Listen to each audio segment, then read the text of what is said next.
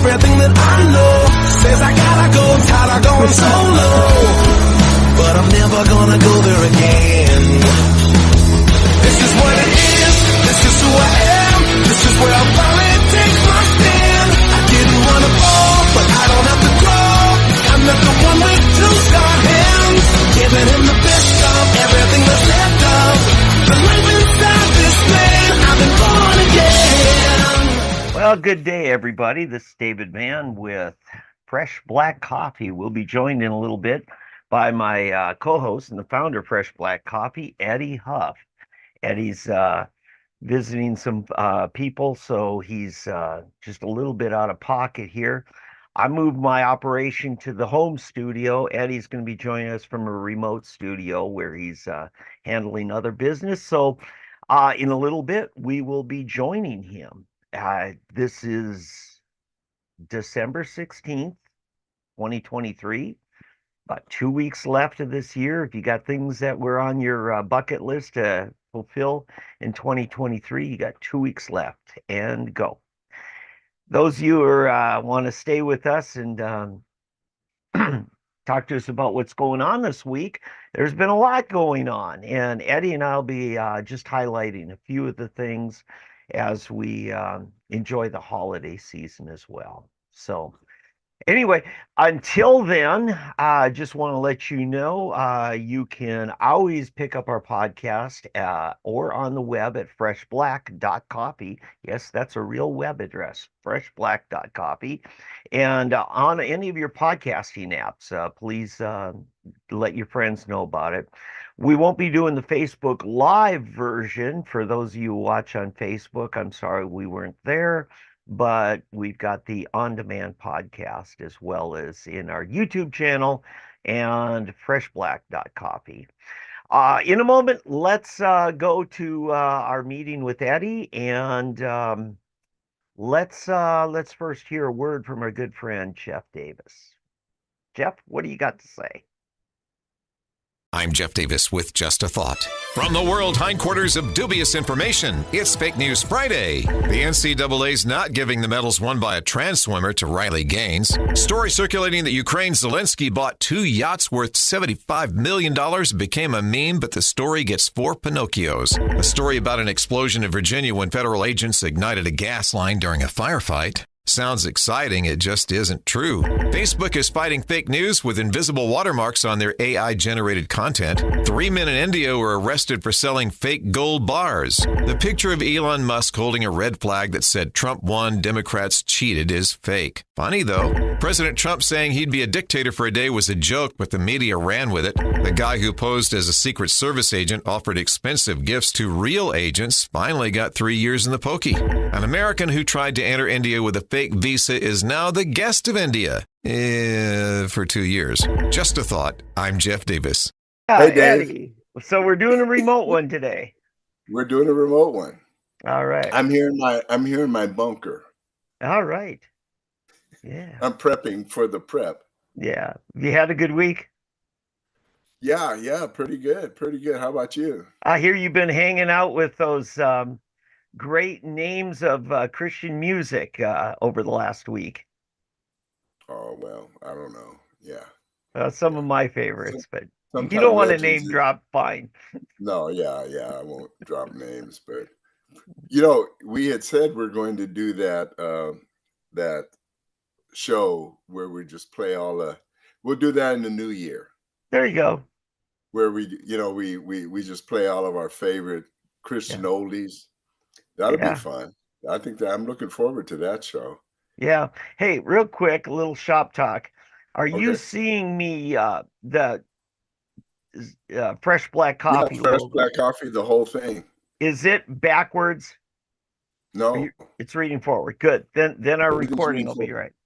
See, what they show me is completely backwards, and it just screws me up. No, it looks beautiful. It looks great. In the it's spinning. It's pretty cool. I did that all by myself, Eddie. Did you? Yes, I did. I'm going to try not to be hypnotized, but before the show's over here. Yeah. Ask me. It's really cool. If you don't believe it, just ask me. I'll tell you. Anyway, wow, it's been quite a week. Oh man, yeah, yeah. So tell me what's going on in your world? What do you have to offer this week? Oh, man, it's the holidays. I'm actually, finishing up the holiday lighting that I do. It's a seasonal business that I've been doing since the 80s, ever since we were expecting our first child, and I needed some extra money just for diapers and bottles and cribs and all that stuff. So And that's anyway, become your cash cow every year, right? it helps me get caught up on the bills. Yep. And we Well, just uh, we just updated my wife's wheels, so oh uh yeah, that's right. yeah, Okay. now she's got to get used to driving it. The So wheels. Yeah. yeah. It's funny how you and I that's become kind of your mainstay. For me, it's Medicare, Yeah. the Medicare season. And that just ended. That So just ended so for you're me. the reason why Medicaid's ruining our federal budget, huh? Medicare. Yeah, Yeah. Medicare. I'm sorry. That too. Both of them. Yeah, actually. No, I agree with you. It But probably you is. but But you get a but yeah, cut out of the at people's at one time, Medicare was probably maybe 10% of my income, then yeah, 20, 30. This year it will be I've exceeded 50% of my income. yeah. In fact, I'm getting to the point where um, I think that's all I'm going to do. There you go. I'm going to slowly phase out my auto home and all the other stuff. If I could get by working one month out of the year, I would. Yeah. Yeah. Well, for me, I'd it's like 2 months. It's 2 months. Well, yeah. in this, I've got to do, I work 3 weeks a year studying to prepare for it, and I have to take this test. Oh, Imagine, get this test you have to take. I have to get a seven. I'm sorry, I have to get a 90. mhm, It's pass fail. yeah. So you get a 90, you get to sell. You get 89 or lower. Anything under a 90, you fail.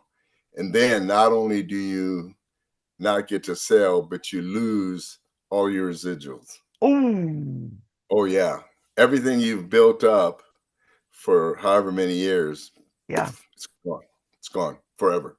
I mean, so you can see that Yeah. every year when you're about to take this test and you're studying, it puts a lot of pressure on you. So your license to sell this particular product is only a 1 year license. Yeah. Wow. Yeah. It's a 1 year, every year, 1 year. Okay. Yeah. Pass fail 1 year. And then you got to still, every company has their own tests and study material. So it gets pretty crazy around September of every year for me. Yeah. Yeah. And then, so you can see why I don't, the auto home life, all that other stuff. Now Yeah. it's weird too. I've really started enjoying doing commercial stuff. The bigger it's time intensive because there's a lot more Yeah. to it that I have to do to prepare for a commercial account, you know. But once it's done, the commissions are better, bigger, and they don't call me every other week. I'm That's down true. at the tag agency. I need a security verifications, or I'm adding this car and dropping this car, like you probably had to do with your agent Yeah. to Yeah. say, can you get rid of this car and add this car? And if you got kids, I've got a kid I'm adding here. I'm dropping this kid. Yep. I mean, that's what you get paid for. But just imagine if you got 200 people Mhm.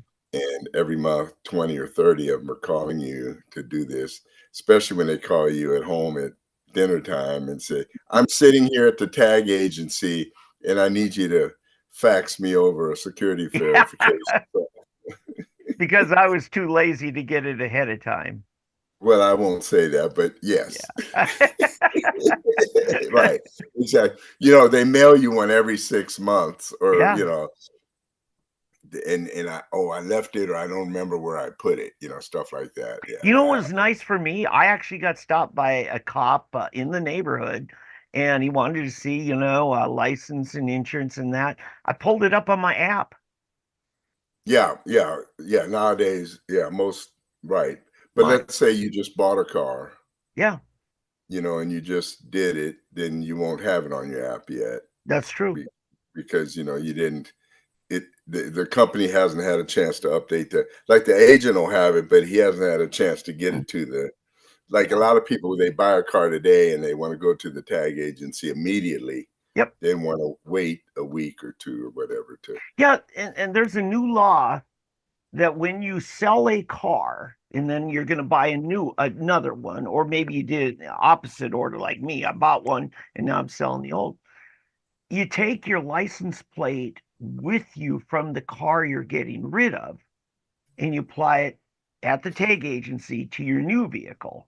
Right. So that if you've got 7 months left before your tag expires, you'll get the same license plate number, same plate, and same expiration.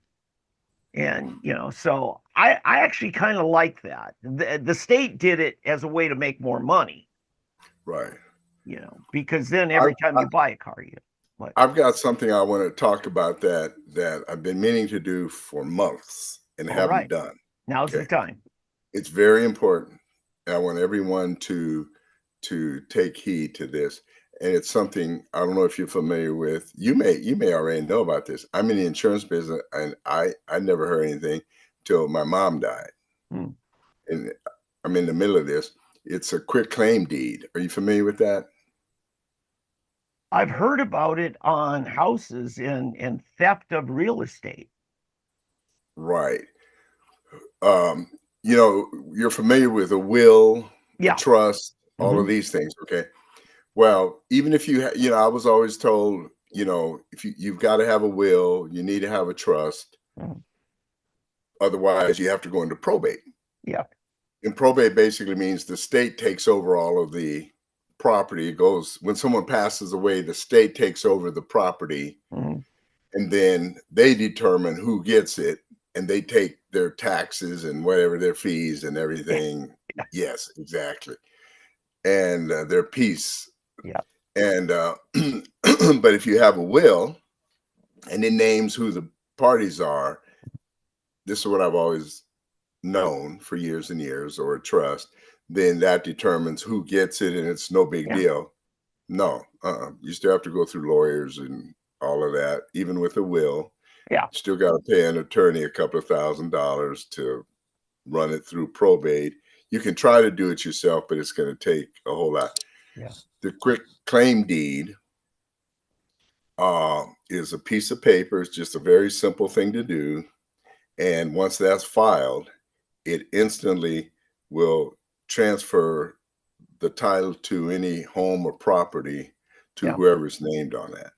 And you don't go through any probate, nothing. It just automatically goes from you to your children, from your parents to you, to your brother, your sister, whoever you wanted to transfer that property to. Yeah. And so I want everyone to heed my words right now. Husbands, wives, children, grandchildren, whatever, take heed to this and go down to the county offices and get one of these done. And you just do it yourself. You can do it yourself. They'll give you the paperwork and everything, and you get one of these done that way. If you pass away, or your parents or whoever it is passes away, you will not go through anything. You just present the title of that home immediately passes to you without any probate, without any hassle. So you can do this ahead of time, but the understanding amongst family, for instance, is you do not present this to the county clerk until the time of my passing. Then you can file it. No, it's filed with the county clerk. So it's ahead of time. So it's on record. It's on record, but when does the change of possession legally? Well, yeah, upon death. Okay. Yeah, right. No, they have it on file so that upon death, that title transfers to whoever it's named. So then just a death certificate presented to them can activate it. Exactly. exactly. That's automatically, boom, it automatically transfers to the person named on that So that deed. works for property down at your county clerk or county recorder in some states. What about for vehicles? Uh, I'm not sure how it works on the vehicles. Vehicles is usually that's usually not a problem because that's more of a thing that you deal with when you're purchasing, whoever, because most vehicles are bought on time Mhm. anyway, and that, let's say I owe Yeah. $10,000 still, you can work that out with the loan company. Yeah, like for instance, our mutual friend David Wallace has been handling my home and auto. Mhm. When I call him and Right. say, "Hey, I just bought a car, I want you guys to know about it." And of course, there's one of those features that I think they all do now. It's they kind of overlap your coverage on your old vehicle, I think for up to 30 days, and your new vehicle, they say is automatically covered at the time you get it, so long as it's reported within 30 days.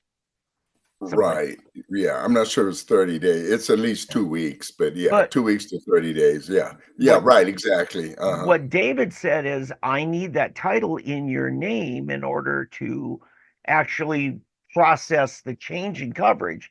He said, Right, you're because covered it's for, right to do that, right, but it's got to be changed because it's not officially in your property until the title is in your name. yeah, exactly. So, That's why. so anyway, he said, let's just wrap it up in 30 days and we're fine. I won't do anything now. You're covered now, you know. So, Right, but right. that's vehicles. But I think what you're saying here, Eddie, is that is absolutely brilliant that you just, when you're doing those directives, when it comes to real estate, just go ahead and file that so it's triggered by the death certificate.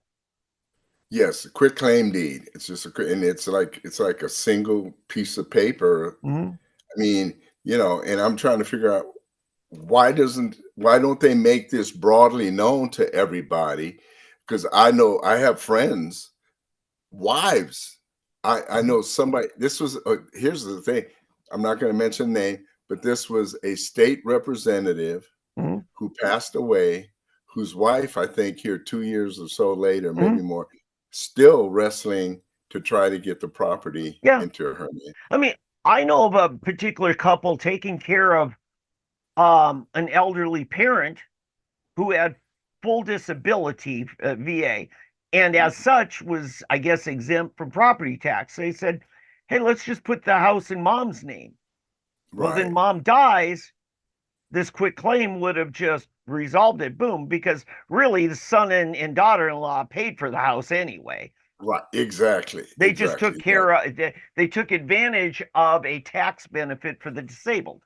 exactly. Yeah, That's another example of right the type of thing where they actually owned the house, but they had it in mom's name. yeah, Mom may have lived with them, but it hmm, was in mom's name. yep, But it was actually them who owned the house, and now they can't get the house yeah, without because going it through all the and crazy. it's got to go through probate. And depending on the value of the house, Yeah, it makes yeah, it harder. And I found out that uh, going through this whole process, attorneys and the legal aspects of everything, it what they charge you and what you can actually do depends on the value, whether it's 250,000, 350,000, or $500,000 on the value of the house. mhm, And it's the appraised value. It's not what the actual value may be.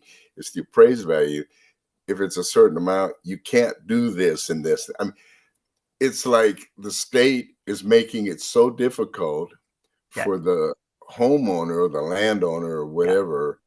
It, it it's really bad. I mean, it's sad that property rights are no longer individual property rights. yeah, It's like the and state owns you, yeah, and it's sad.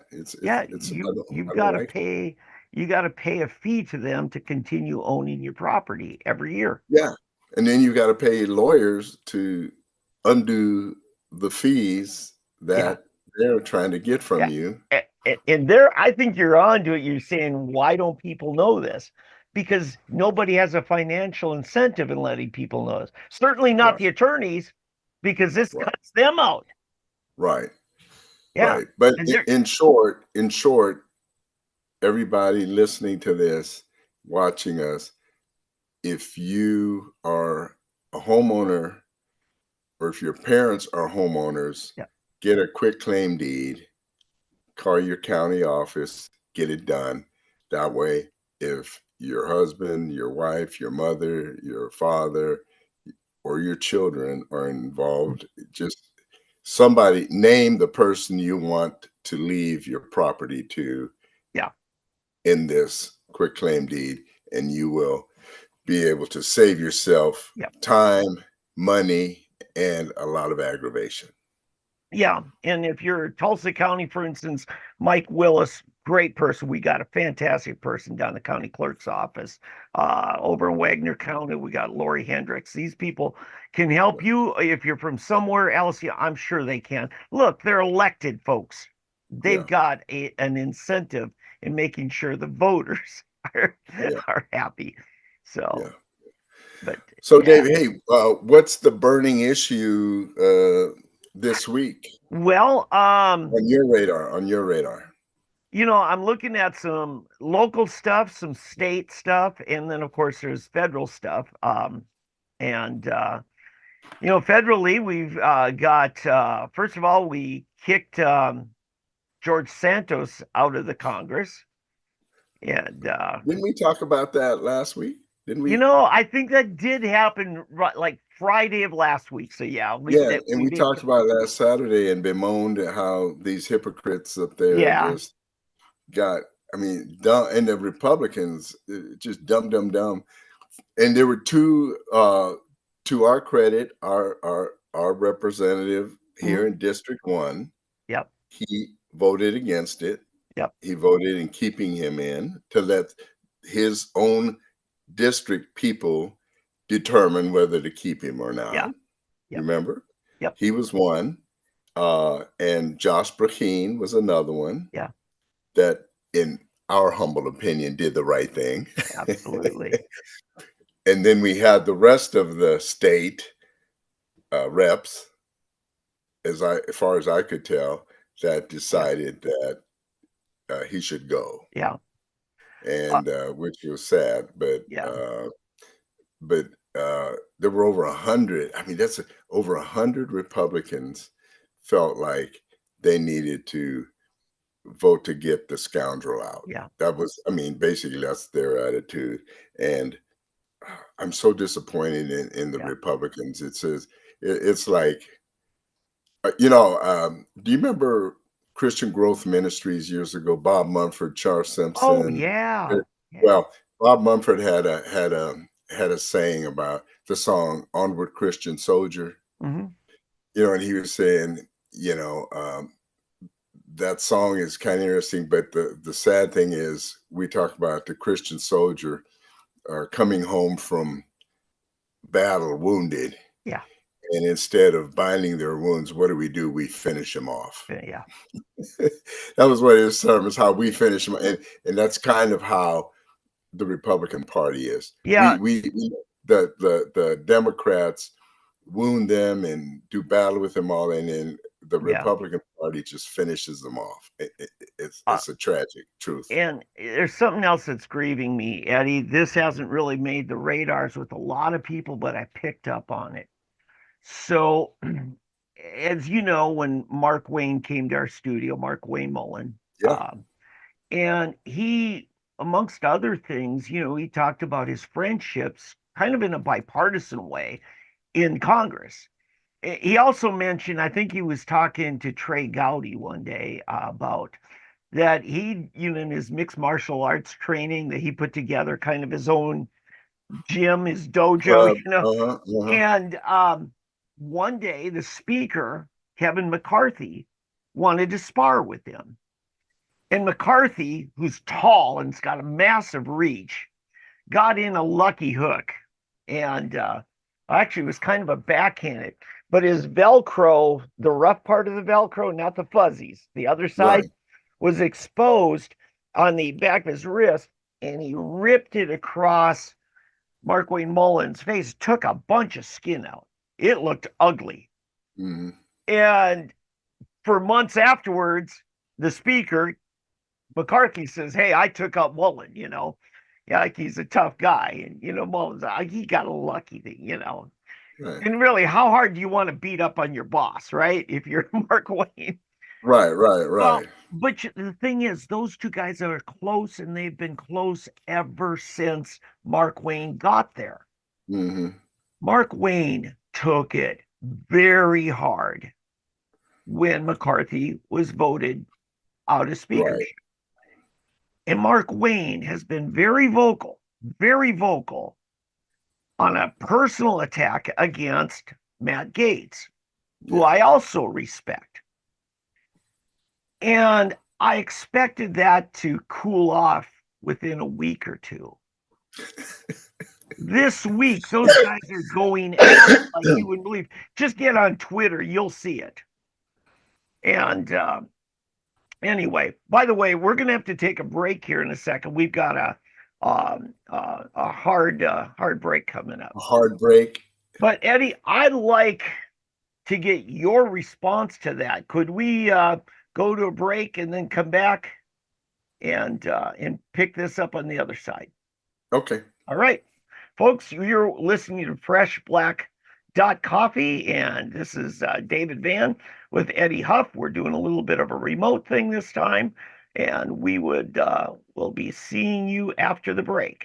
Thank you very much. I'm Jeff Davis with Just a Thought. Millions of people coming across our borders this year, and the media is finally, with hands in the air from surprise, realized this disaster bordering on the insane on the border really isn't from the imagination of a MAGA Republican. Consider that a president, whoever he or she is, must uphold the laws of the nation. When laws are relaxed or ignored, as is happening with the installed president, it's an abdication of responsibilities of the office. That might be considered impeachable. House Republicans had the idea of pairing funds for Ukraine to action at the border. They had to pair them because otherwise the Democrats would block the separate issue of border security. And as I always say, things done in the House go to the Senate to die. The Democrats refused to act on behalf of the American people. Some of our reps endorsed the invasion at the southern border. About 3 million people crossed into the U.S. this year, nearly 3 million last year. The result of this for American taxpayers is a cost of about $500 billion.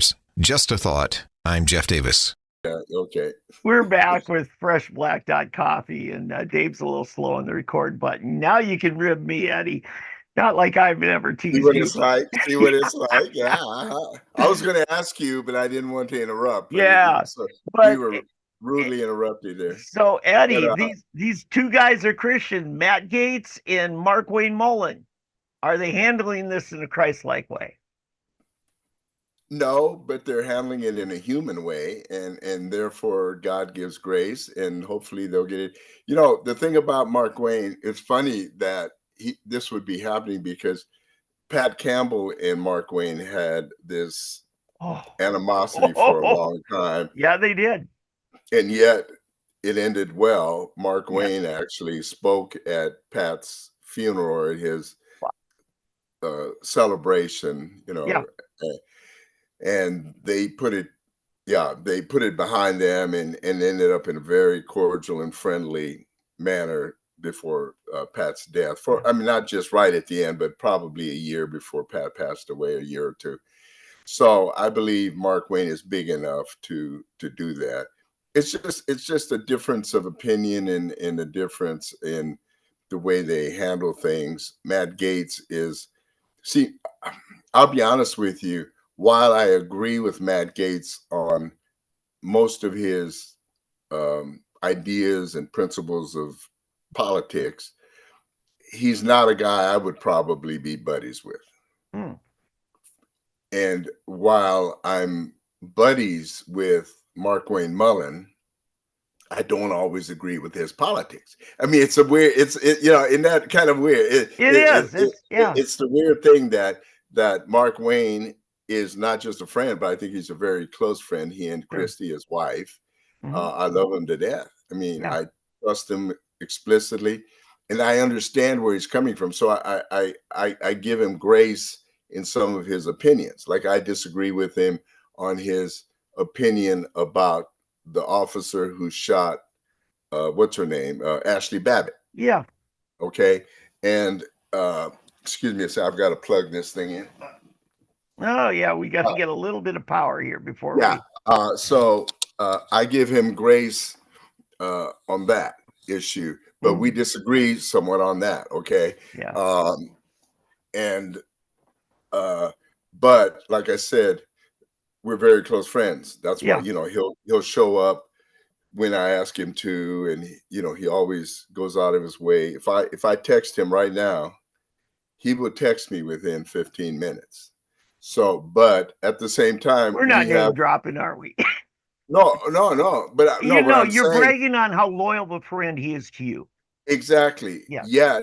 Yet, oh, even years ago when the whole issue came up about his should he run again, Term breaking limits. the term limits pledge. Yeah. Okay, you know, he asked me, what do I think?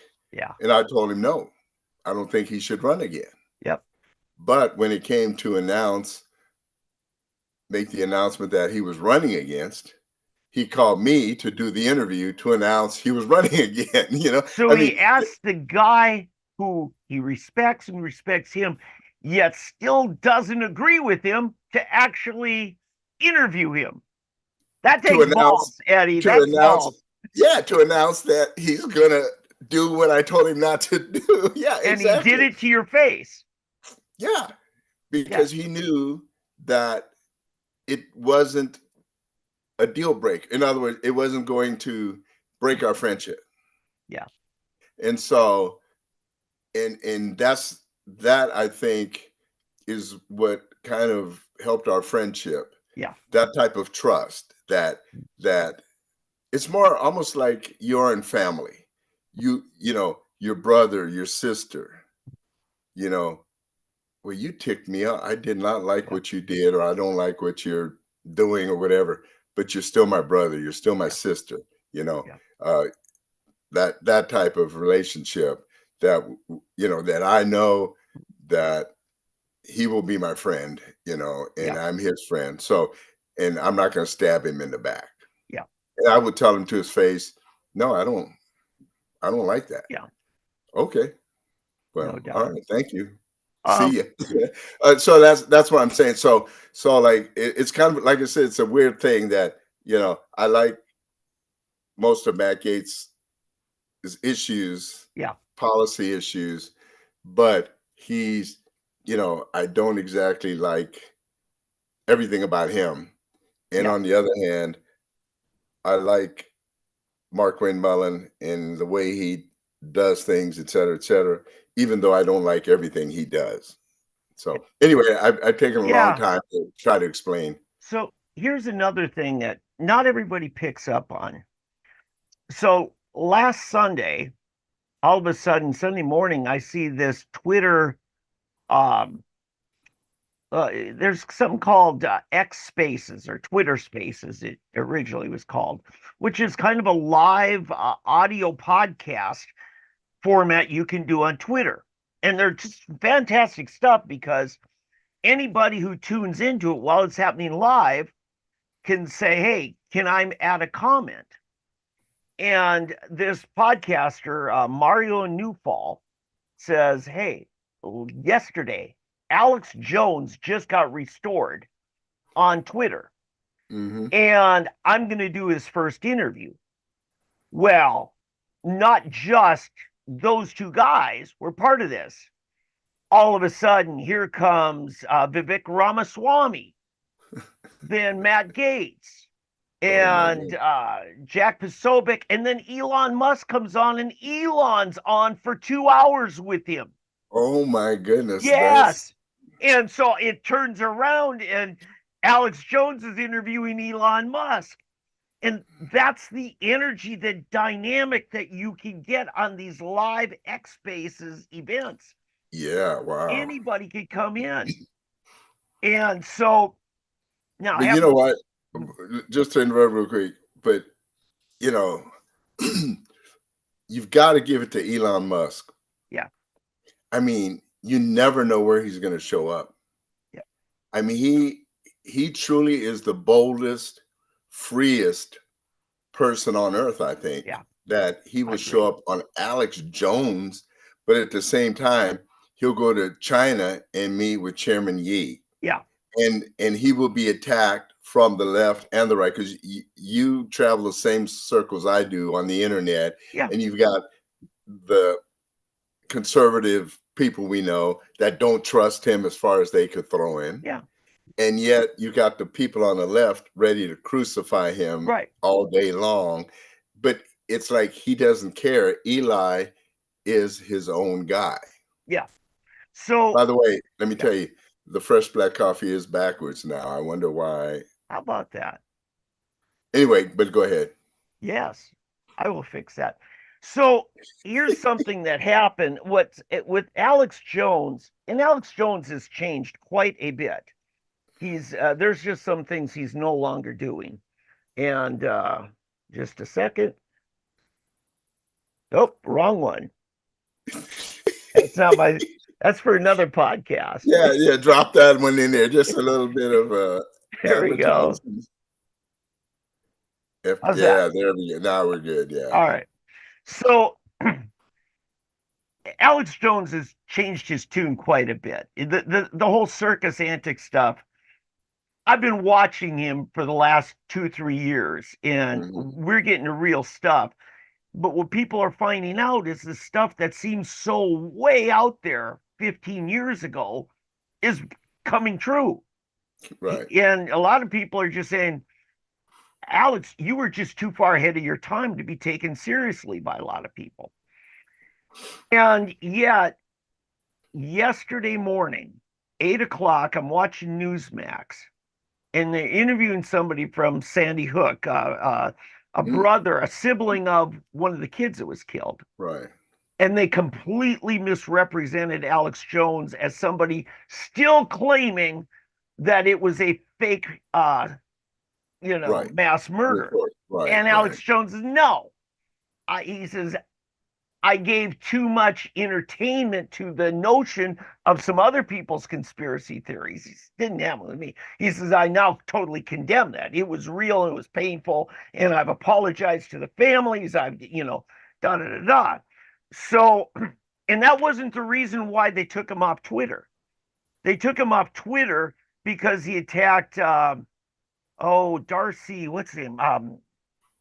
Good friend with that, the big pudgy guy that was on CNN. Why can't I think of his name? I know who you're talking about. But yeah. Anyway, the guy who is playing with himself on not that guy, not Tubin. Oh, the other one. Yeah. Well, anyway, the thing, what bothers me with Newsmax, Chris Ruddy's empire there, right, is seems to be invested in the same kind of posturing of actively discrediting Alex Jones. As Fox was. That Fox has been doing, and so many have done. Because, I mean, what's his name? Charlie Kirk. He says, man, I had you wrong. I mean, so many. Just Steve Bannon he says, Alex, I'm on your website every day. Okay. So there's a lot of people with a lot of credibility as journalists, at least credibility with you and me, that say, no, Alex has got a lot. That doesn't mean we like his style all the time. Right. We like Trump's style all the time. But Newsmax seems heavily invested not only in discrediting, marginalizing Alex Jones, but also to the point of deceptive lying and what I'd say immorality in going after him. That's a problem with me, because I just signed up for a year of Newsmax subscription, and I need them to stay trustworthy, reliable. Have you let them know? I need to. I'm cooling off still, because this just happened yesterday morning. Yeah. No, a lot of people need to start letting Newsmax know. Don't play that game, because you'll end up like Fox. Yeah. Because once you get a foot in that door, it just to suck you in. Yeah, you can't play that game. Yeah, it sounds to me like they're trying to please somebody. Yeah, they're trying to please somebody, and who knows why. So Well, here's yeah. the thing. Hey, I wanted to tell you. I don't know if you saw this, but Boston has this Asian mayor, Yeah, Michelle Wu, yeah, right? So Michelle Wu and I don't get it why these Asians, you get these specific Asians. uh, Usually it's the ones that went to Harvard or Princeton, Yale, or whatever. But she wants to be all woke, yep, I guess I guess, yeah, if you're going to be important in that world, you got to be woke. So Michelle decides to throw this party. And so her chief of staff or staff person sends out an invitation, and she invites the whole city council and everybody to this party that Michelle Wu is having. But all of a sudden, Michelle said, no, I didn't want you to send it to everybody. I only want the non-white people to come yeah. to this party. So 15 minutes later, this is where it gets really interesting. So this staff person, they said, oh, I'm sorry, I made a mistake. So she sent a new disinvitation, disinviting all of the 6 white members of the city council Yeah. to the party. Sorry, it was a mistake. You're not invited. Yeah. So, and then they went to have this party, and then she takes this picture of her and all of her diverse, non-white gathering at this. Oh, I'm sorry, I misspoke. Holiday party. No, she wouldn't be caught dead calling it. It can't be a Christmas party, Yeah. And I always when they say it's a holiday party. Oh, really? What holiday? What holiday is it? And I want them to tell me Yeah. what holiday it is, because once they get down that road, then you can trap them.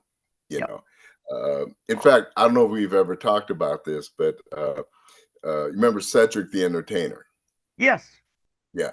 Well, Cedric had a TV show once that lasted about a month, Yeah. and they took him off the air, and I think they took him off the air because he was too funny, Yeah. and he was uh, too real. I mean, he Oh. and probably this is the skit that did it. Mhm. So it was in December, and so he was on the piano. He said, all right, everybody, let's get together. He says, now we're going to sing our favorite Kwanzaa songs. And he says, oh, that's right, there are none. He actually did this. He actually did that. He said, all right, everybody, we're going to sing, now gather around to sing all of our favorite Kwanzaa songs. And then he said, oh, that's right, there are none. And that was the whole skit. That was the whole skit. Slamming Kwanzaa. And I think that just killed. That was the end of his show. I think that Oh was the my last. goodness. See, Yeah, I think I actually somebody, know of one. oh no, not the Happy Rama. No, What is it, actually, Hani Rama Kwanzaa? no, actually, it's a poem set to music. And you just look up, folks. I'm not going to play it for you here. It's called The 12 Days of Kwanzaa by Shirley Q. Licker. Okay. Look it up Shirley on the what? internet. Shirley Q. Licker. Now, the Oh, I character, remember Shirley Q. Licker. We just be on Rush Limbaugh. yeah, so Shirley Q. Licker was actually a black gay guy who plays a black woman in the hood, right? Right. Older Right. black, and it's hilarious stuff. But yeah, it's right up there with flying on Ebonic Airlines. I remember that one. Yeah. Yeah. We're So gonna yeah, we're gonna get these in the air. Yeah. But yeah, that's too funny. Oh man, goodness, we could start a whole thing on some of this stuff. Yeah, yeah, but yeah, it was amazing. They nixed Cedric shortly after that. His show it's one of the best black comedy shows to be on TV. But the problem is he was too real to life. Yeah. Yeah. He Little had this one. uncomfortable, little He bit had of a, you know, he had this one skit where they had this white kid that was hanging out. He was like a rapper, and he had the head rag, and he was yeah. walking around with him, and he they called him the White Panther, No. and he was going around with Cedric and these guys, and he and and they said, who said he's a White Panther, Yeah. and he said, hey, why is it that y'all are able to use the N-word all the time and I can't? He said, that's true. And he talked with his buddies. He said, that's true. We never let him say the N-word. He said, yeah, so he's been around. Well, he's good. He's cool. He said, yeah, man, it's okay. You can go ahead and use it. So the guy starts rapping and he uses it. And all these guys, they hear it, they jump, and they just beat him to a pulp. Beat the guy to a pulp. So next thing you see White Panther in the hospital, bandages everywhere, and arms up in the, how they have that thing, Yeah. and his leg is up in that Yeah. thing. He's laying in the hospital like this, and so they say, "Oh man, we're so sorry he messed up," and the doctor's coming, and doctor walks in, doctors are looking around, checking a charge, Yeah. and they say, "Oh, we're sorry, man. We're sorry we did that, but it's okay. It's okay now. We talked with everybody. It's okay. You're fine now. It won't happen again." And so the guy's laying in the hospital bed, and it was a black doctor. And so he starts rapping in it, and he says it again. And the doctor, the doctor takes the bedpan and starts beating the guy with the bedpan. But these are the kind of things that Cedric the Entertainer would do. Yeah. And it was a 30-minute show, but in the 30 minutes, Mm, it was one of the funniest things that I've yeah. ever seen. I think one of the best ones out there for just irreverent, sarcastic is South Park. And Oh, my favorite all-time South Park episode is called Faith Plus One, and they mock Christian music. It's hilarious, but they go over to Token's house and tell him go down the basement and get his bass guitar. He said, "I don't token. have a bass guitar." "Yeah, you are. You're black. Everybody who's black Yeah, has a yeah, bass right. That's why he's the token black. Yeah. guitar." And then they say, "Okay, now Token, you're play bass." "I don't know how to play bass." "Yes, you do. You're black." And then he's like, "What do you know? I know how to play bass." Yeah, yeah, token. Yeah, But remember they made fun of Chef, who was Barry White. yeah, No, no, not Barry White. It was what was his name? Oh, come on, Isaac Hayes. yeah, they call him Sheffy. Yeah, Sheffy, but it was Isaac Hayes. Oh, I did not know that. Yeah, Isaac Hayes was until he died, and then he Oh, was Chef. And Isaac, I think he got real upset towards the end of something they did, yeah. but yeah, he was Sheffy, but that was Isaac Hayes, but yeah, But they used to. but Eddie, have you ever seen that episode, Faith Plus One? No, no, I never Oh, saw that one. Eddie, as a music producer, it would be especially hilarious to you because Cartman starts a Christian band. And then Cartman has got the "I will sell a gold record. I will have a gold record." And but they make fun of the Christian boy band Plus One, Right, you yeah, know. plus one. I And actually like plus one, but yeah, yeah. well, my son is friends with a couple of guys, but he mocked them to no end.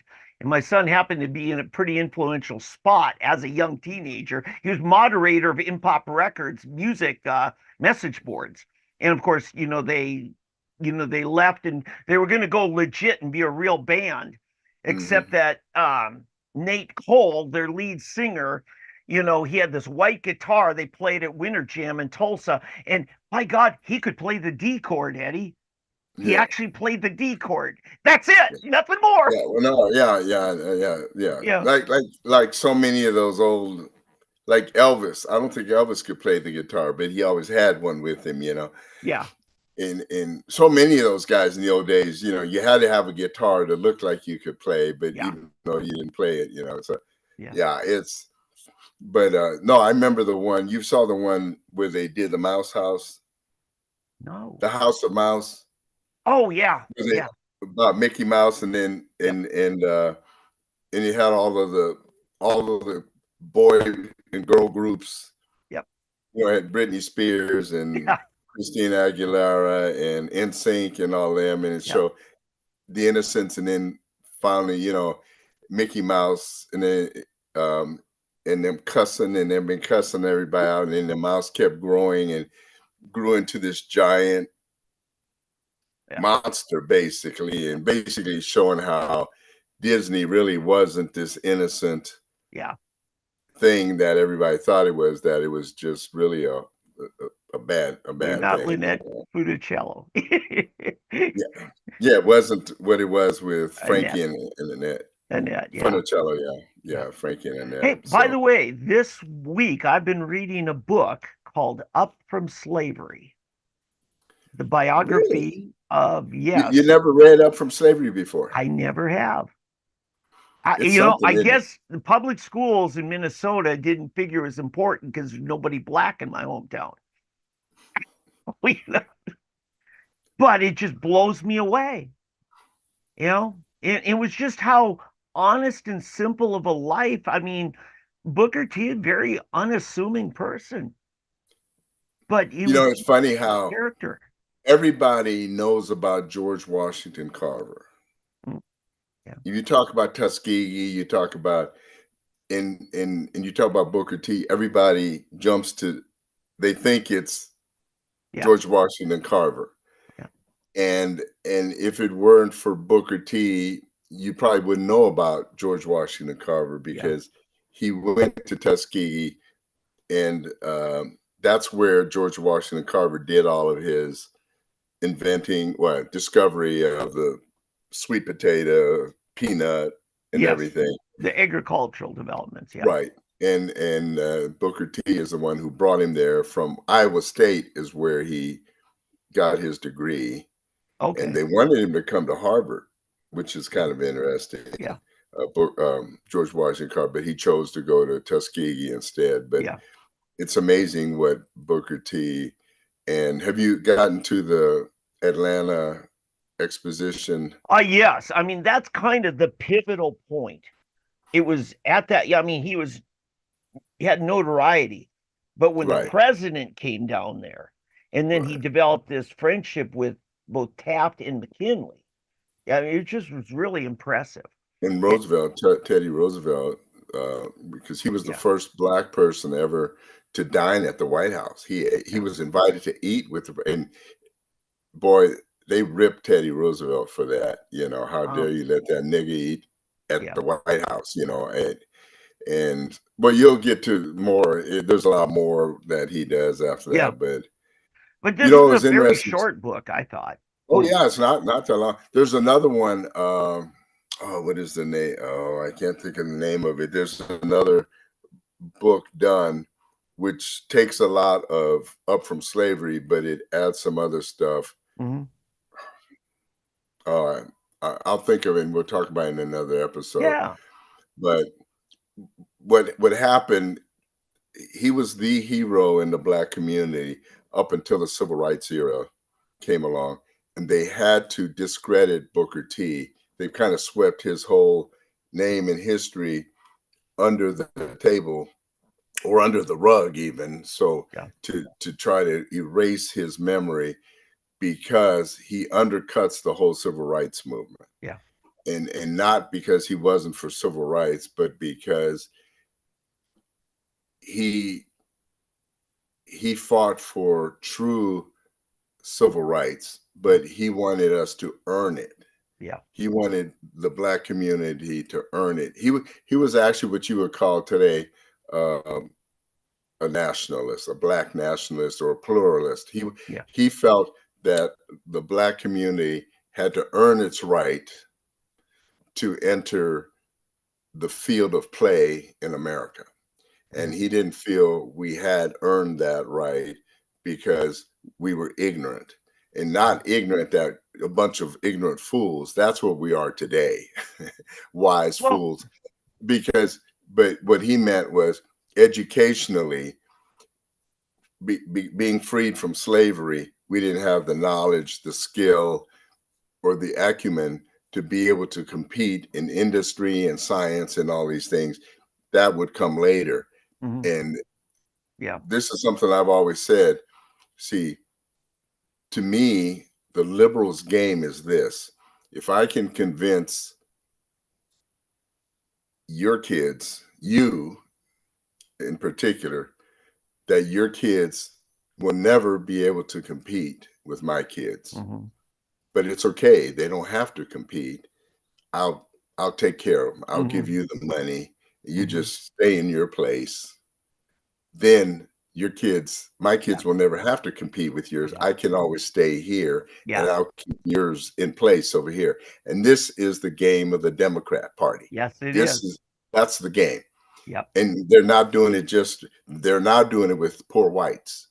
The unions, that's why they keep wanting to keep you at this, what they call the living wage. Yeah, it's more of an existing wage. Yep. And they're doing it with the unions, with the whites. They're doing it with the Asians, Hispanics, Black people, you name it. It's okay. Government will take care of you. Meanwhile, the Martha's Vineyard crowd, the Hamptons crowd, the Beverly Hills crowd, all of them, they have a whole different set of rules. All right. We're going to another hard break, and we'll be back for a final segment here in a little bit. All right. Okay. I'm Jeff Davis with Just a Thought. From the world hindquarters of dubious information, it's Fake News Friday, end of the year edition.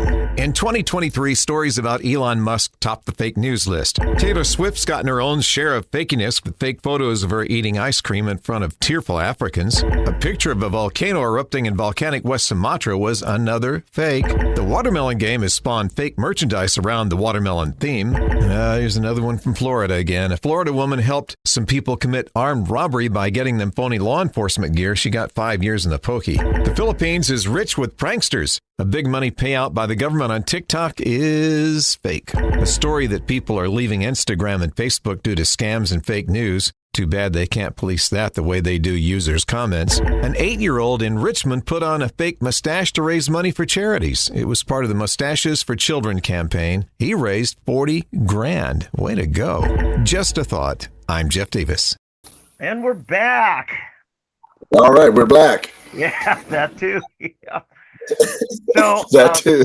Yeah, but anyway, we were talking about Booker T and Up from Slavery. Right, and so, but it was good, and really, my final comment on that is, I think when I read what Booker T. Washington has to say, I see a lot of Clarence Thomas, and particularly Clarence Thomas' grandfather who raised him.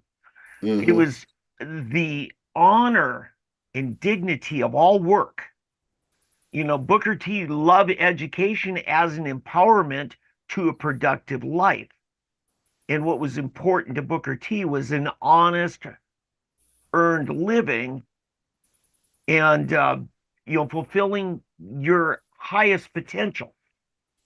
And education in and of itself, I never got a sense from Booker T was any more important than that which it allows you to do and become. Yeah. Because of it, So anyway, Eddie, I got one other thing I need to tell you. Education issues in Oklahoma. Last week on, I believe it was Wednesday, the portal was open for people to sign up for the parental choice tax credit. 2:00 Wednesday. Now, just so you know, this is something. Are you familiar with what a conference of Republican legislators called ALEC?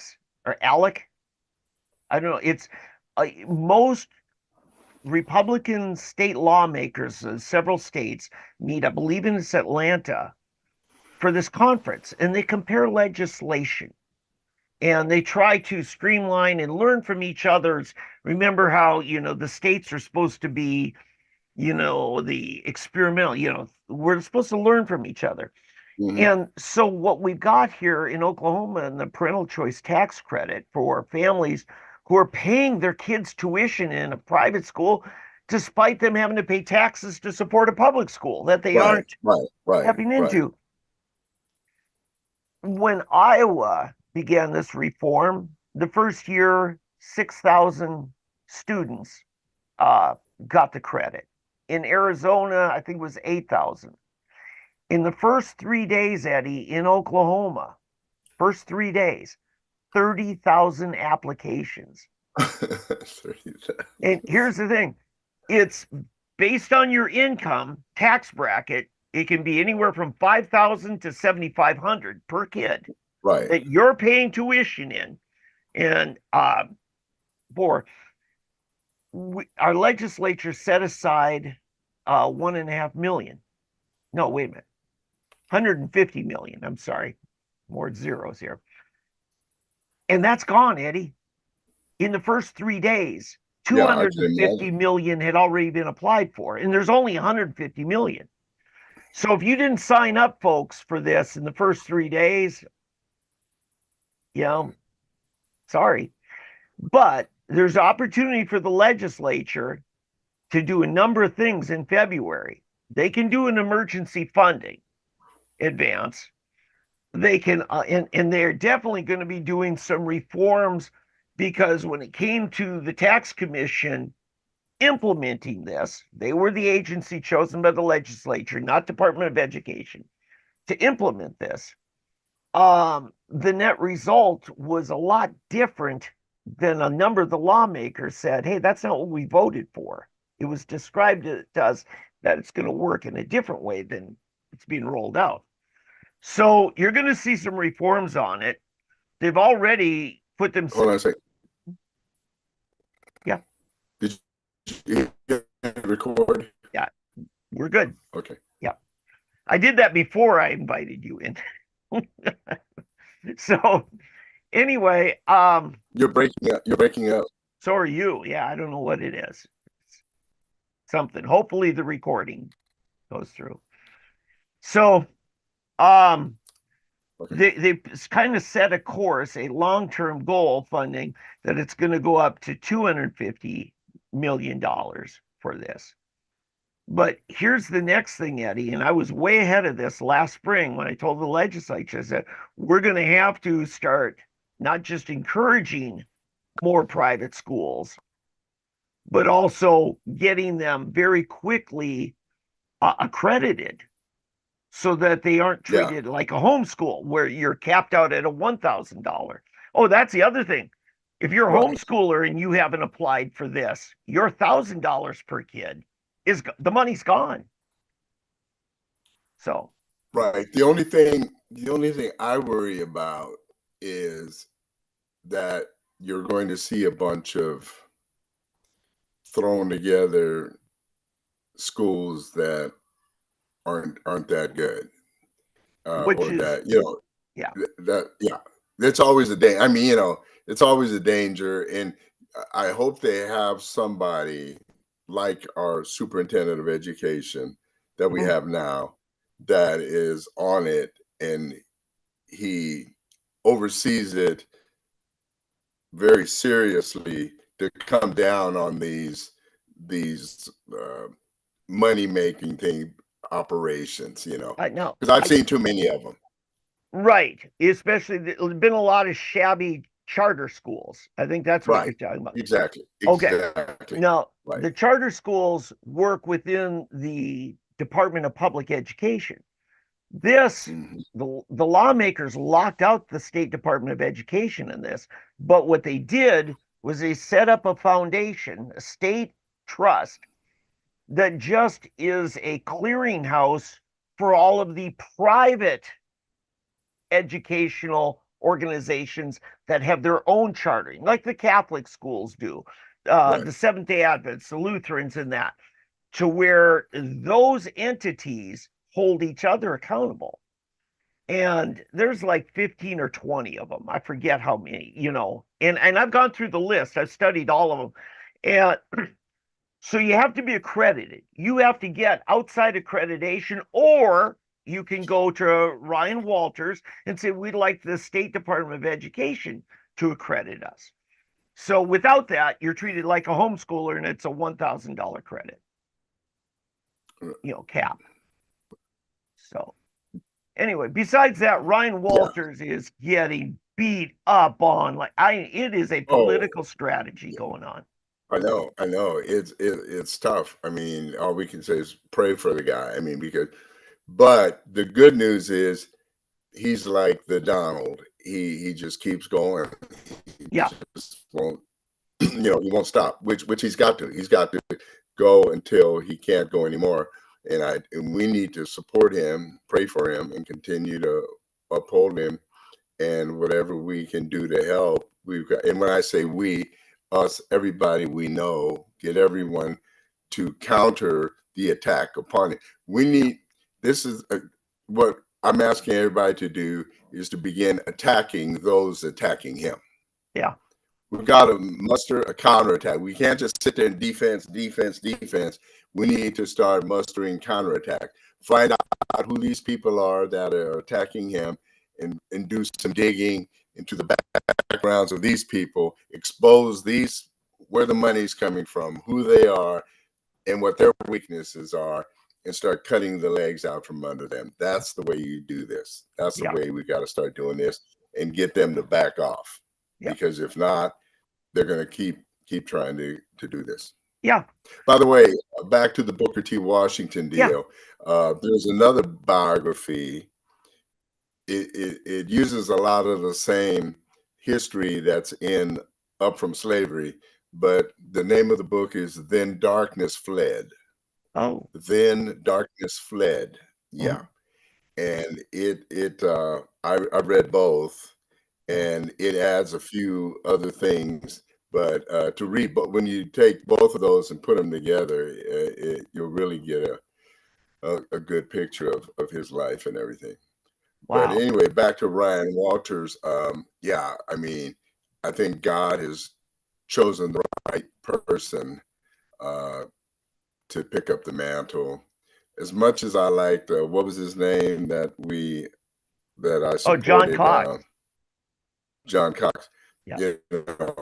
I liked him. I think he would have done a good job, but I wonder, would he have been as hard and as tough coming in, taking the same measures that Ryan has taken? Yeah. Or would he have been more lenient, easygoing, and overlooked some of the things, being willing to let some of the things go and slide? Ryan isn't letting slide. Yeah. We don't know. We don't know. But since we are where we are, well, praise God. And let's pass the ammunition. Yeah. You know how you were talking about, the quitclaim deed. You said, why isn't this publicized more? Well, there's another thing that happened in the news here in the last week and a half that hasn't been publicized. We just had our filing for the Super Tuesday primary. And there are 8 Republicans that have filed, including Trump and, DeSantis and Haley and Ramaswamy and the others. But another... Was the surprise in there? 6 Democrats. And I tell you what, Phillips, the congressman from Minnesota, watch out.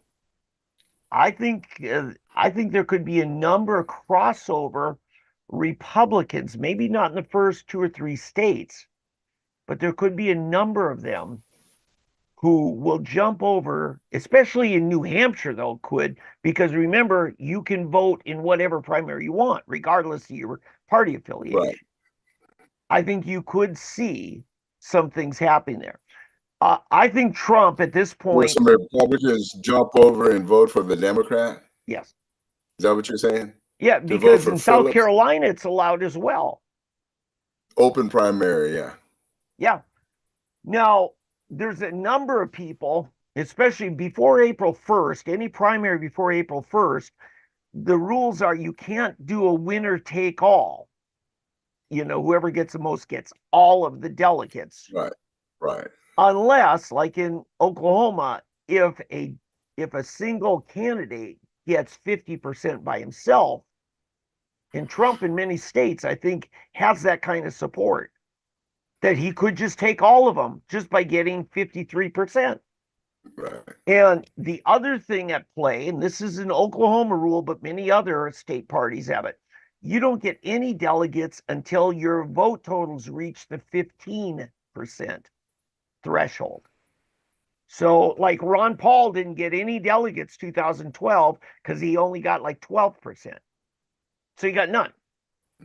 And then they just divvy it out, amongst those who did reach the threshold. So if Trump easily sews up that side, then I think you could see a lot of Republicans voting for Congressman Phillips of Minnesota,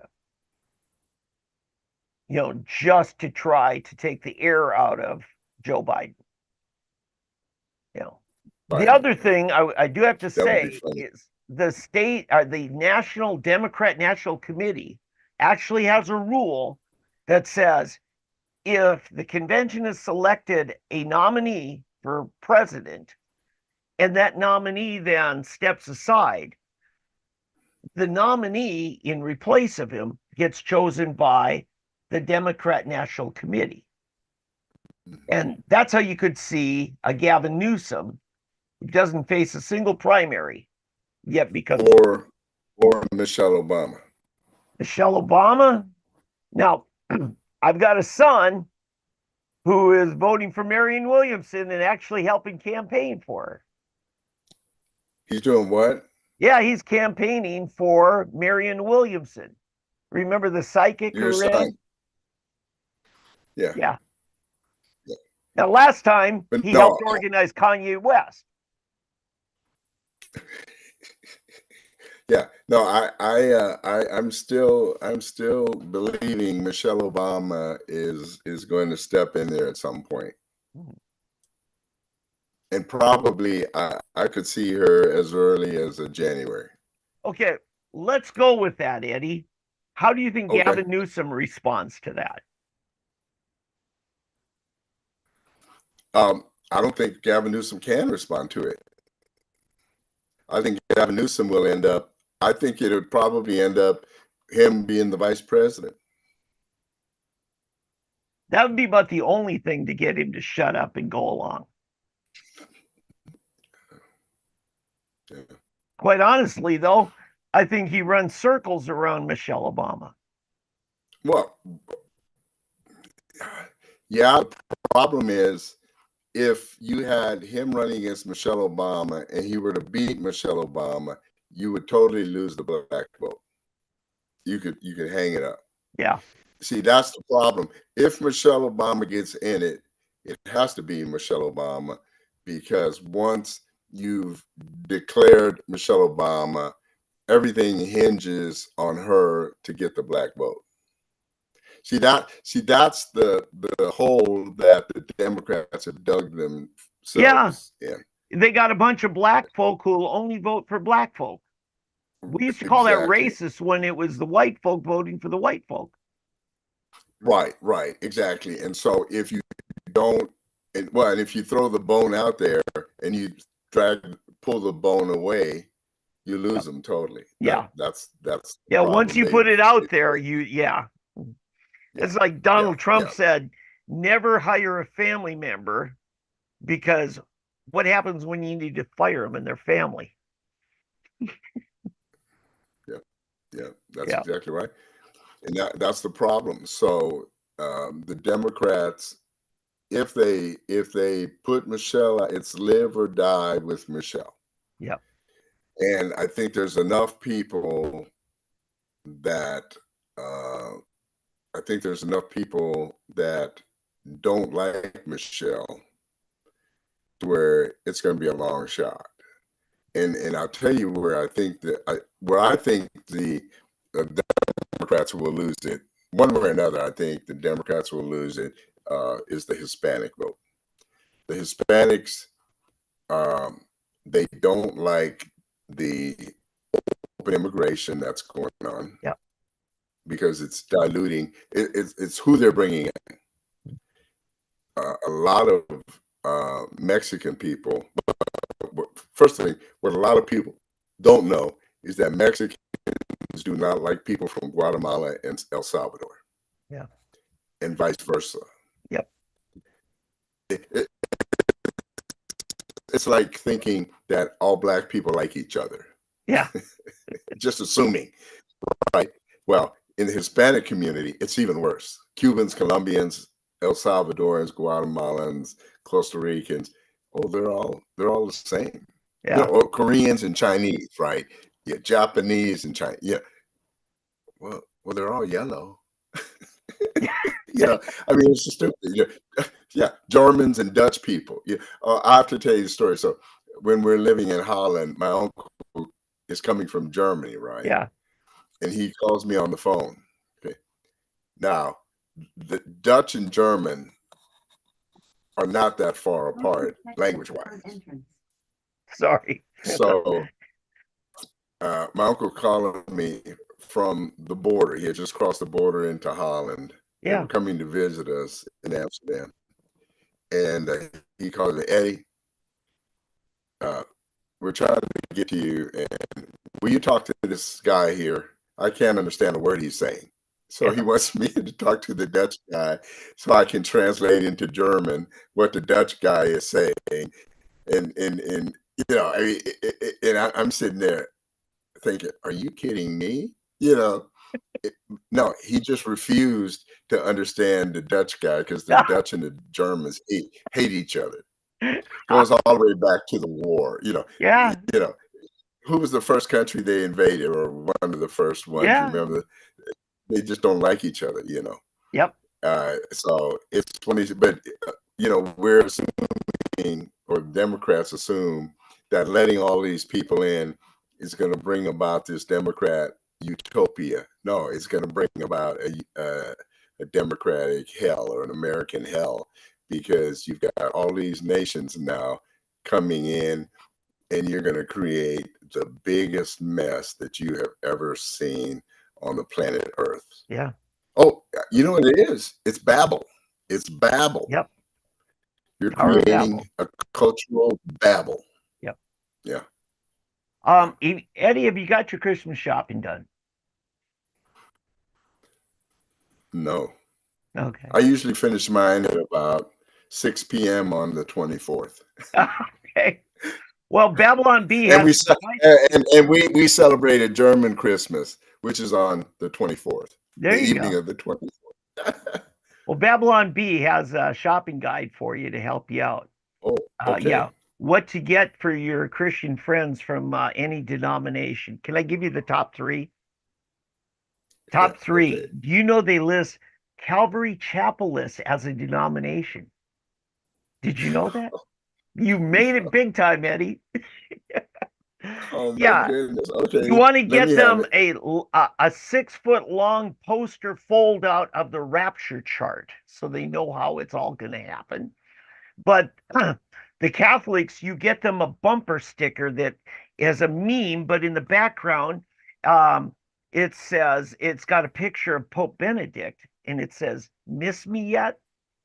And the Pentecostals, you This get is the, this for just for Christians. Yeah. Okay. yes, this is, Or is yes, that what to Catholics? get your Christian friends, regardless of the denomination. But to a Oh, Pentecostal, honestly.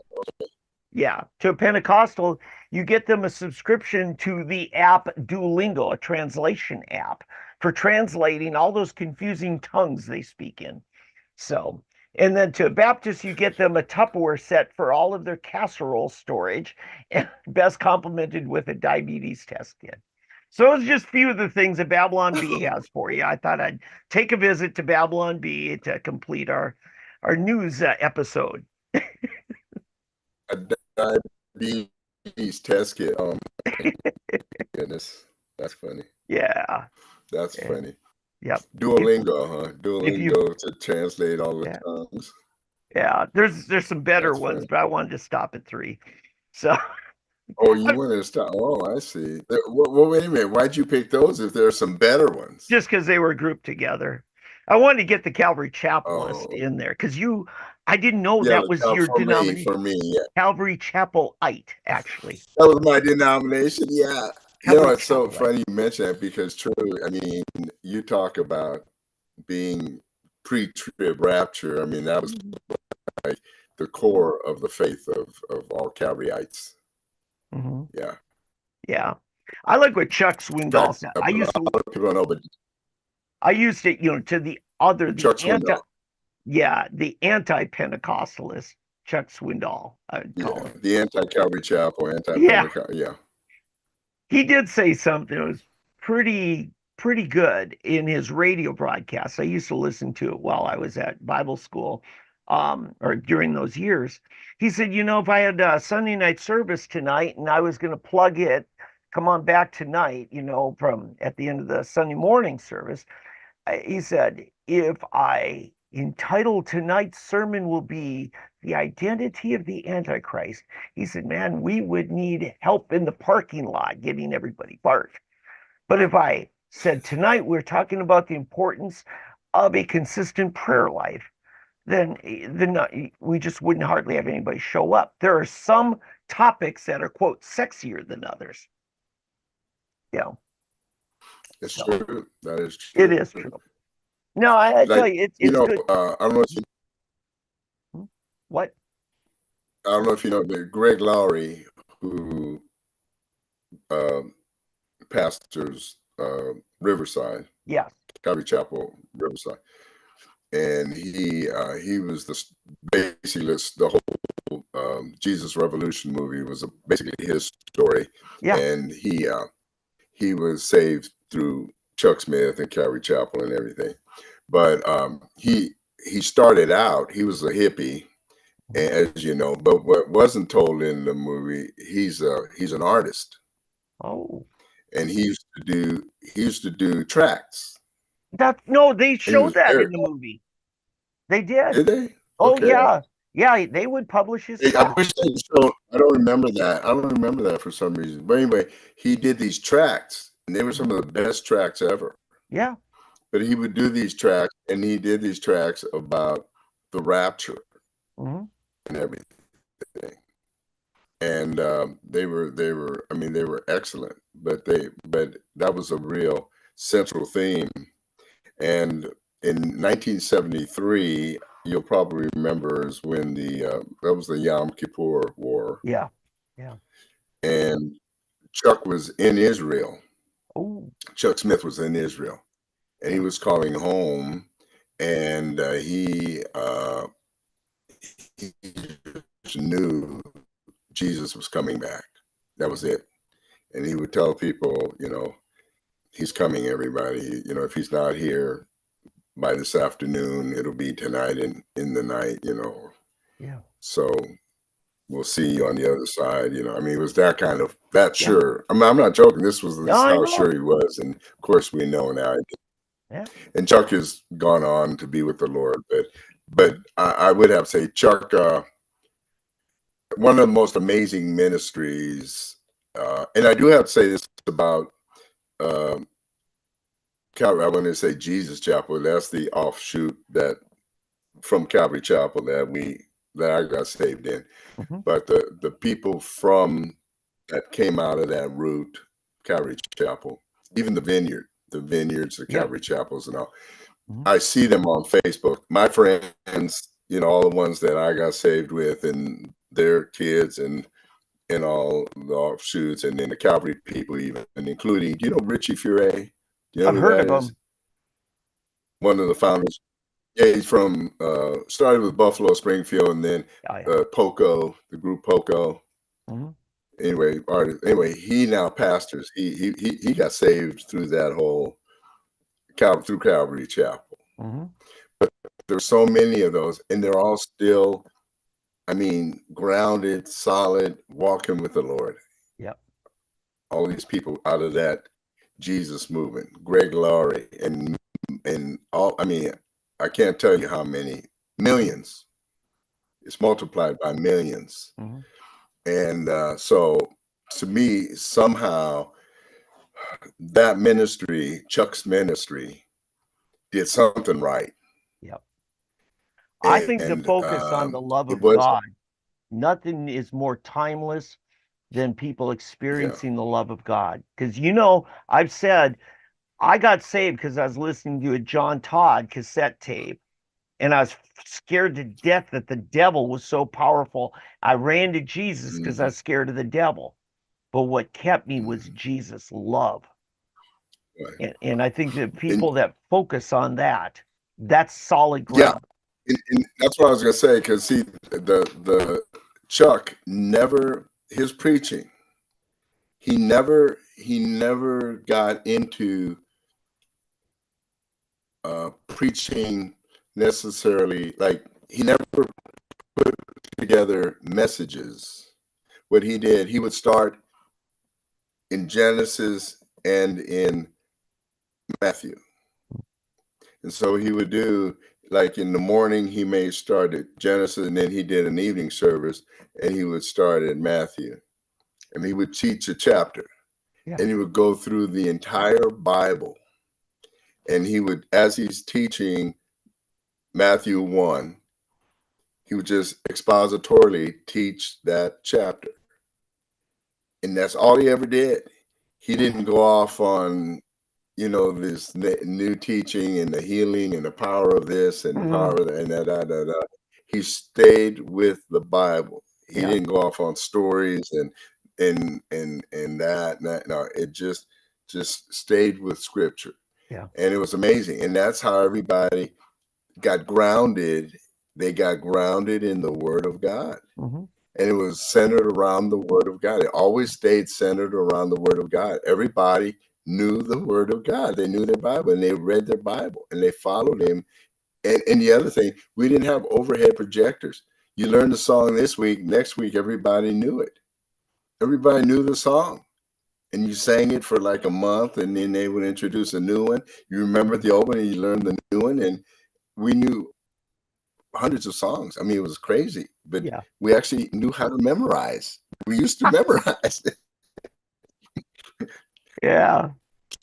Try that one week. Go in and ask somebody to sing a song that, and the overhead is, or the projectors breaks down or something. Nobody will remember how to sing the songs. Yep. I'm Yeah. preaching now. Sorry, everyone. Ah, Forgive me. that's good. Hey, Eddie, one last question. What are Right, original, what you consider original Huff family Christmas traditions? one of ours. Yeah. Oh, okay. Our family tradition is on. It was German. This is the German one. On Christmas Eve, we get together as a family, and they put out a spread of lunch meats and breads, German breads, and then cakes and cookies, and then of course hot chocolate for the kids, and then maybe eggnog and some schnapps, little alcohol for the adults, and then you all get together and you open your presents together as a family. But that's all done on Christmas Eve. Yeah. And then the adults hang out together and they talk and maybe drink or party or just talk and have a good time together. The coffee, some may drink coffee, and the kids go off into a room and play with their toys, and they try to stay up all night. The whole goal is to stay up and play all night long. Of Really? course, they never make it. So in the morning, the parents wake up and the kids are passed out on the floor in the living room. No, seriously, that's the funniest thing. All the kids are just passed out because you can't make it. They'll have a train set and the trains are still running around, going around, and the kids are passed out with the trains going, or trucks and dolls and all of this stuff, and then of course everybody sleeps in on Christmas Day. Yeah. And then, of course, on Christmas Day, the women are up and they're cooking, and you have your big Christmas Day meal. Yeah. And it's usually goose or duck. In Oh. Europe, it's goose or duck. Yeah. That's the big. You don't do ham. I still can't. Ugh, it almost makes me want to puke to think about ham on Christmas. In fact, I don't know how whoever came up with ham. Ham is like blasphemous. Especially, Jews don't eat pork, and I'm thinking of Christmas and ham. I mean, I know. I'm sorry to offend you, Americans, but ham on Christmas? So no. But anyway, yeah, goose or duck is usually the German Christmas meal. But the women are cooking this big feast on our Christmas Day. So that's my Christmas tradition. yeah. Well, you're much like me in that, the wife and I kind of left family and we're on our own. And sometimes you do things that are just uniquely you that you didn't do as a kid, but you do with your own. And one of the things we did was Christmas Eve. My wife would make a birthday cake for Jesus. And it was much like we're going to a birthday party celebrating Jesus' birthday. And that, for my toddler children, they could understand this is what we're doing. We're celebrating somebody's birthday. Right. And then I would read from, usually either Luke or Matthew about the birth of Christ. Right. And we'd alternate. And no presents on Christmas Eve.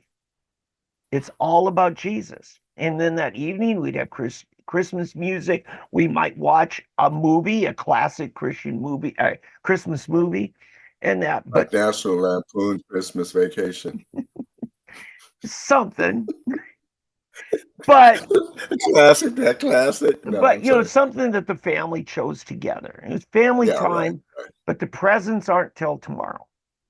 Because as a kid, we could never wait, and we didn't have the patience. And when I was open Christmas Eve, we'd open all the presents, and there wasn't much left to do on Christmas morning. And so we just focus on tonight is for Jesus, and tomorrow is for each other. So that's us.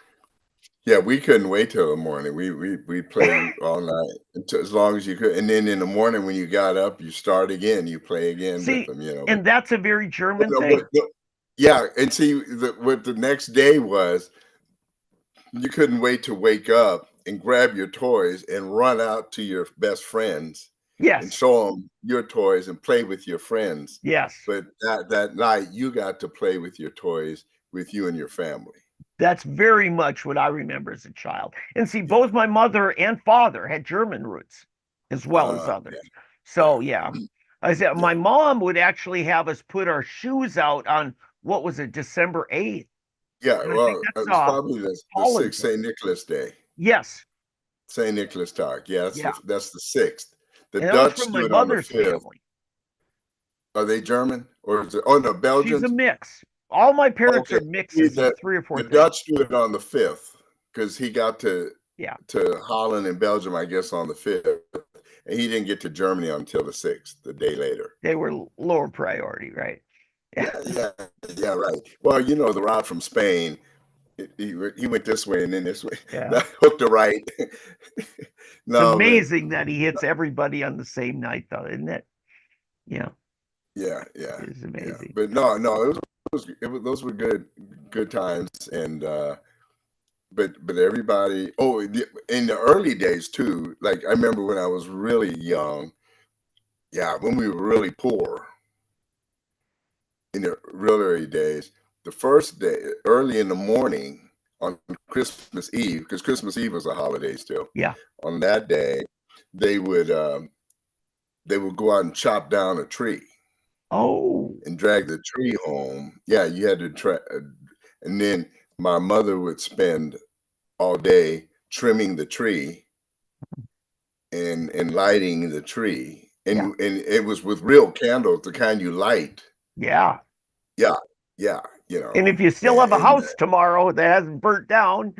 Yeah, they had them. the candles were like they had these little metal A plates saucer under kind them. of thing. Yeah, I Yeah, used to saucer own some kind of of thing. those.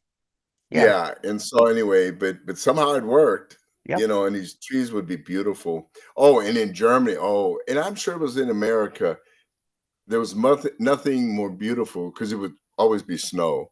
Mhm. Anyway, but we would always go downtown like the week before Christmas, and the shops would Mhm. all be decorated for Christmas, Yeah. and in the toy stores, and they would like have these train sets Oh, set up fun. with the trains going around and the toys and trying to get.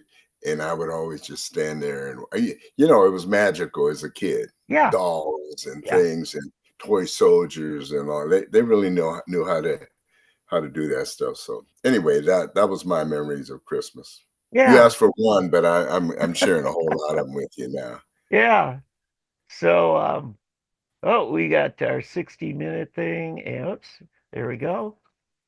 It wanted to flip again on me. I'll have to fix that. Well, listen, we're coming up on a hard break. Why don't we go ahead and sign out? I'll Yeah, just that's people on this day next week, this month, I will be in full Christmas celebration with my family here with all the grandkids because then the next morning, the 24th, um, we've got other family we're going to be seeing. So I'm going to Is be out next of week pocket. Christmas already? It is. What the heck? Where Yes. where have I been? We are 9 days away from Christmas now. Wow. So, but our Wow. family here in Tulsa is going to be celebrating a little bit early because, you got to share each other, right? Oh no, I know, I Yeah. know. And Yeah. so, anyway, and then, of course, we've got New Year's Eve and stuff. We can talk about that. But I just want to let people know why I won't be in pocket. Eddie might be, you know. So, Hey, God bless everybody and have a Merry Christmas, a very Merry Christmas. yeah. And we'll, I guess, see you in the new year. And I'm urging people 2024 is going to be a very pivotal year Yeah, for us here in America.